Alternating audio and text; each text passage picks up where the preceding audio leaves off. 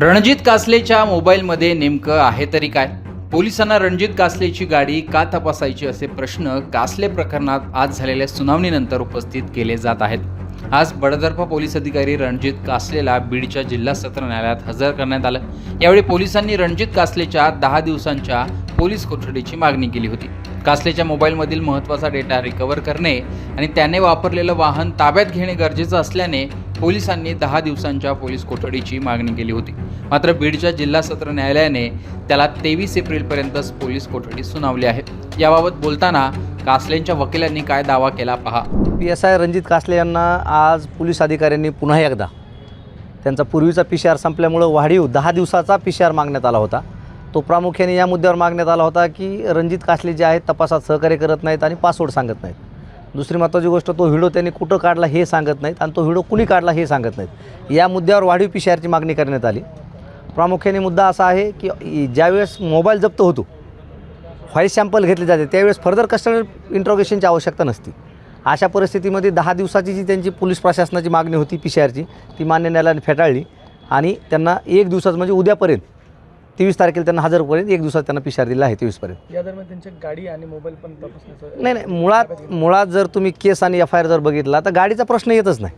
म्हणजे जी केस आहे ती फक्त एका स्टेटमेंटवर केस आहे की सो अँड सो मतदारसंघात मी कुत्रं जर उभा केलं तो निवडून येऊ शकतो. त्यामुळे 3(1)R एवढ्या हद्दीपर्यंत कलम लागलेला आहे. त्याच्यामध्ये काय ऑफेन्स अगेन्स्ट ह्युमन बॉडी असा नाही किंवा एखादं वेपन रिकवर करायचं आहे, गाडी रिकवर करायचं असा FIRच नाही. आता समजा रणजित कासले जर विमानाने फिरले असते तर तुम्ही काय विमान जप्त केलं असतं का? किंवा हेलिकॉप्टरने फिरले असते, हेलिकॉप्टर जप्त केले असतं का? म्हणजे हे कुंकून तपासात प्रोग्रेस काय आहे आणि PCR कशासाठी पाहिजे हे दाखवण्यासाठी केवळ गाडी हा एक नाममात्र कारण आहे. गाडीचा आणि त्या गुन्ह्याचा अर्थार्थी काही संबंध नाही. ठीक आहे, आता पुढचं तुम्ही नेमकं काय म्हणणार? नाही, आमचा युक्तिवाद आम्ही केला. प्रिव्हियस रिमांड यादीमध्ये आणि या रिमांडमध्ये यादीमध्ये सिंगल अक्षराचा बदल नाही, कानामात्रेचा सुद्धा बदल नाही, सिंगल प्रोग्रेस नाही. त्यामुळे अशा परिस्थितीमध्ये त्यांना 10 दिवसासारखा वाढीव PCR मागायचा कुठलाही अधिकार नाही आणि मान्य न्यायालय त्यांना देतही नाही. केवळ मॅटरची ग्रॅव्हिटी कशी वाढवता येईल आणि हा गुन्हा सोडता अट्रॉसिटीचा इतर त्यांच्याकडनं काय काय माहिती करता येईल हे पाहण्यासाठी त्यांनी तो वाढीव PCR मागितला. आता दुसरी महत्त्वाची गोष्ट, PCR दरम्यान त्यांना लातूरला घेऊन गेले. आता मुळात घटना घडल्यापासून जर PSI रणजित कासले हे जर लातूरला गेलेच नसते तर या गुन्ह्याचा लातूरचा संबंध येतो कुठं? परंतु तपास फिरवायचा कसा आणि जास्तीत जास्त दिवस त्याला कस्टडी इंट्रोगेशन त्याचं कसं मिळवता येईल याचा प्रयत्न पोलीस प्रशासन करत आहे. तर लातूर मतदारसंघात कुत्रा देखील निवडून येईल असं रणजित कासले म्हणाला होता. त्यानंतर कासले विरोधात गुन्हा दाखल झाला आणि पोलीस कासलेच्या मागावर लागले.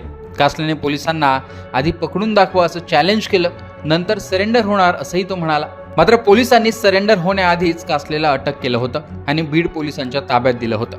कासलेला पोलीस कोठडी सुनावली गेली. त्यानंतर आज पुन्हा झालेल्या सुनावणीत कासलेला आणखीन 2 दिवसाची पोलीस कोठडी सुनावली आहे. आता मोबाईलचा पासवर्ड आणि गाडी तपासण्यासाठी कोठडी मागितली आहे. त्यानुसार पासवर्ड खरंच कासले सांगतो का? कासलेच्या मोबाईलमध्ये काय सापडतं? या प्रकरणाव्यतिरिक्त कासलेने वाल्मिक कराड एन्काउंटर, पोलीस प्रशासनावर केलेले आरोप, धनंजय मुंडेंवर केलेले आरोप, EVMचा विषय याबाबत कासलेने भाष्य केलं. त्याबाबतही काही माहिती मोबाईलमध्ये मिळते का ते पाहणं महत्त्वाचं असणार आहे. पण एकूणच कासले प्रकरणात रोज नवनवीन होत असलेले खुलासे याविषयी तुमचं मत कमेंट बॉक्समध्ये सांगा. लोकमतचं YouTube चॅनल सबस्क्राईब केलं नसेल तर आठवणीने सबस्क्राईब करा.